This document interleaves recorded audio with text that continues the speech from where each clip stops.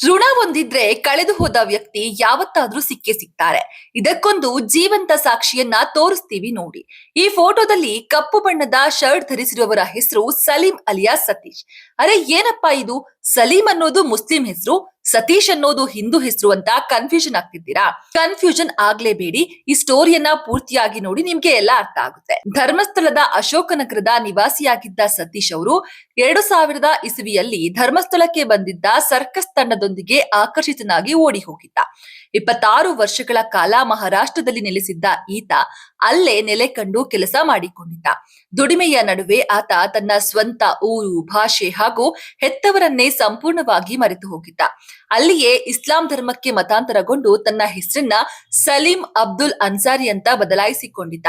ಅಲ್ಲದೆ ತಾಲಿಮಾ ಎಂಬ ಆಕೆಯನ್ನ ವಿವಾಹವಾಗಿರುವ ಈತನಿಗೆ ಈಗ ಖುಷಿ ಮತ್ತು ಅಜಂ ಎಂಬ ಇಬ್ಬರು ಮಕ್ಕಳಿದ್ದಾರೆ.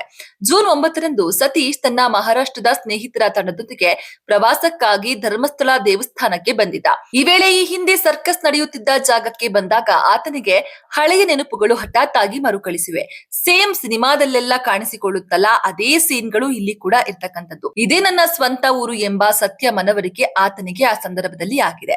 ತಮ್ಮಂದಿರ ಹೆಸರುಗಳು ನೆನಪಿದ್ದ ಕಾರಣ ಸ್ಥಳೀಯ ಅಂಗಡಿಯವರ ಬಳಿ ವಿಚಾರಿಸಿಕೊಂಡು ಕೊನೆಗೂ ಕೂಡ ತನ್ನ ಹಳೆಯ ಮನೆಯನ್ನ ಹುಡುಕಿಕೊಂಡು ಹೋಗಿದ್ದಾನೆ. ಮನೆಯ ಬಾಗಿಲಿಗೆ ಬಂದು ನಿಂತ ಹಿರಿಯ ಮಗನನ್ನ ಕಂಡ ತಾಯಿಯ ಕಣ್ಣಲ್ಲಿ ಆನಂದ ಬಾಷ್ಪ ಹರಿದಿದೆ.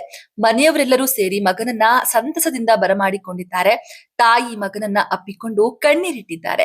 ಮಗ ಸಿಗ್ಲಿ ಅಂತ ಧರ್ಮಸ್ಥಳ, ಕಟೀಲು ದುರ್ಗಾ ಪರಮೇಶ್ವರಿ ಹಾಗೂ ಪಣೋಲಿಬೈಲ್ ದೇವಸ್ಥಾನಕ್ಕೆ ತಾಯಿ ವರ್ಷಗಳಿಂದಲೂ ಕೂಡ ಹರಕೆಯನ್ನ ಹೊತ್ತಿದ್ರಂತೆ.